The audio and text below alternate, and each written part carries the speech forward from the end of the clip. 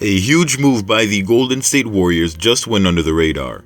Almost 2 years after initially drafting Gui Santos, a young player out of Brazil, the Warriors are finally adding him to their 15-man roster. Hey, what's happening, everyone? This is Swish Culture.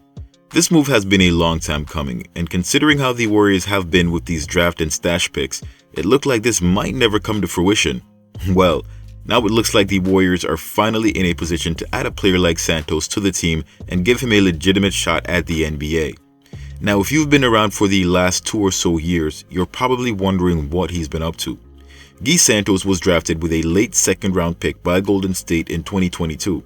Since then, due to his contract in Brazil, the Warriors have been unable to take him on in any limited capacity such as a two-way. His contract stated he'd need to make the 15-man roster for the Warriors to complete a buyout. Now, the deal isn't finalized just yet as they're still ironing out the details, but there are still some things that we can expect in such a signing.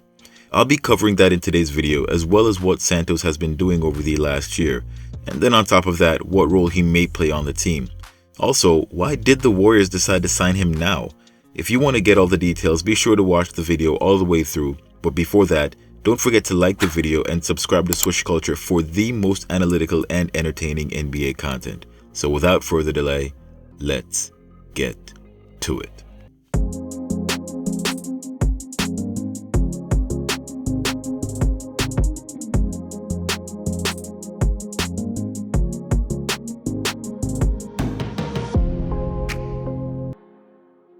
From what we know, the Warriors are signing Gui Santos to a 3-year deal. For those of you who didn't know, Gui was a 19-year-old prospect from Brazil that was scouted by former Warriors player and staffer Leandro Barbosa, who is also Brazilian. After playing for the national team and leading the FIBA Under-17 team to a championship, scoring 27 points and beating Argentina in the final, the Warriors picked him up late in the second round with the 55th pick and stashed him in the G League to get some development. He played for the Santa Cruz Warriors for the 2022 to 2023 season, and after 26 games, averaged 13 points, 6 rebounds, and 2 assists.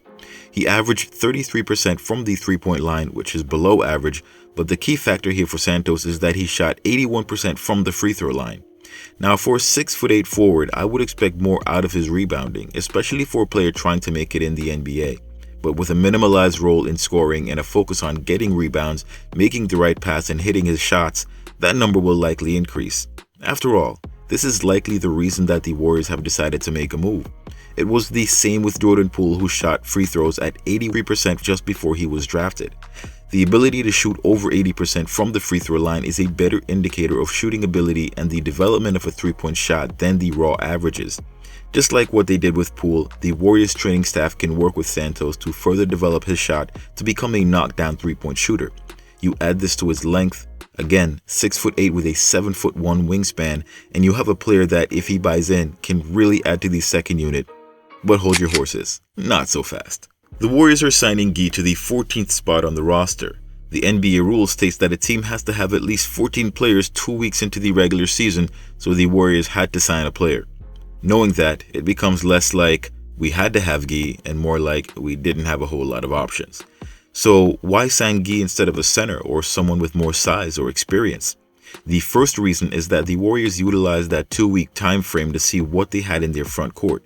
So far, despite being out-rebounded a couple of times, there's the expectation that TJD will continue to be a good backup for Kevon Looney and will be able to be in the rotation consistently as the season wears on.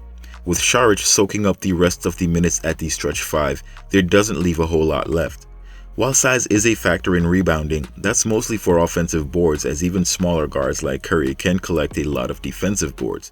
This would leave athletic guys like Wiggins and Kuminga to, as Steve Kerr says, be athletes.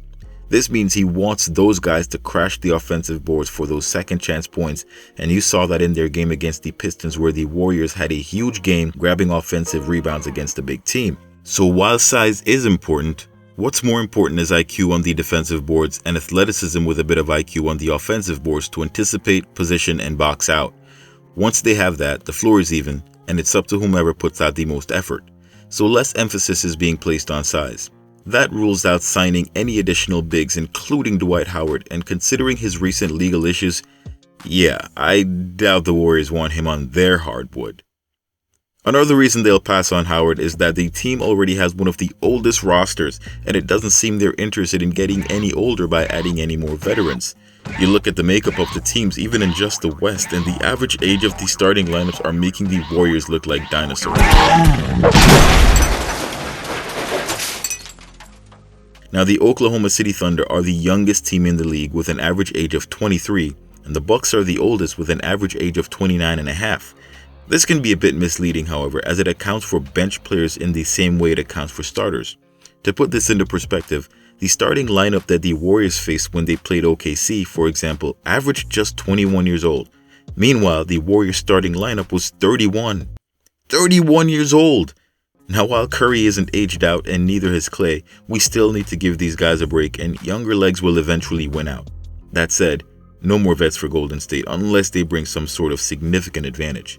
So this being the 14th roster spot will mean a few things. He's likely not going to get a whole lot of minutes. He'll be playing behind Draymond, Wiggins, Kuminga, Moody, and GP2. They'll likely assign him more G League minutes than anything because this is really a developmental contract. It's similar to what they did with Smiley because they want to see how well he develops and give him that time to potentially work himself into being a part of the young core.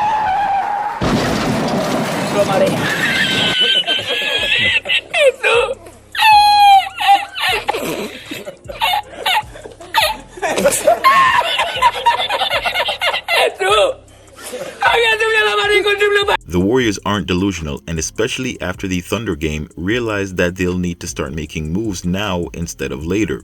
The contract amount will likely be very small, maybe 3 to 4 million or thereabouts, over the course of the 3 years.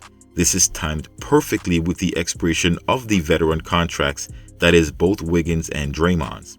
There is one interesting tidbit to be aware of, however. If you've been watching the games, you'll likely notice that Andrew Wiggins hasn't exactly been himself ever since All-Star break last season. Since then, he's been a shell of his former self.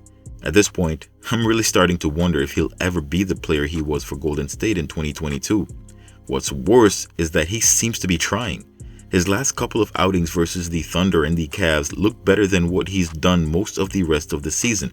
He was getting a couple of buckets, grabbed some boards, and was showing effort. That somewhat dwindled as the game got underway.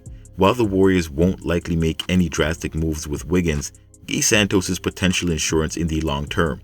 Now, he wouldn't replace Wiggins, but likely fill the need for a backup spot should Kuminga be in a position to take on that starting role. Expect to see Santos if the Warriors empty the bench or if they get multiple injuries to any of the forward positions.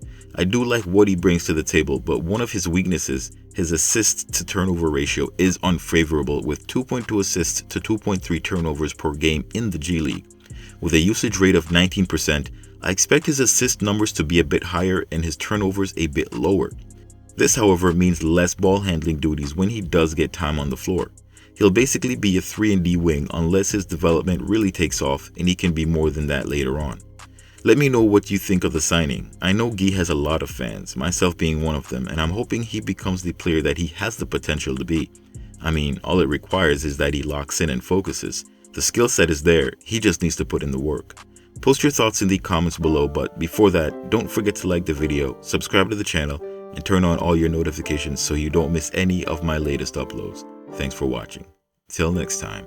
Swish!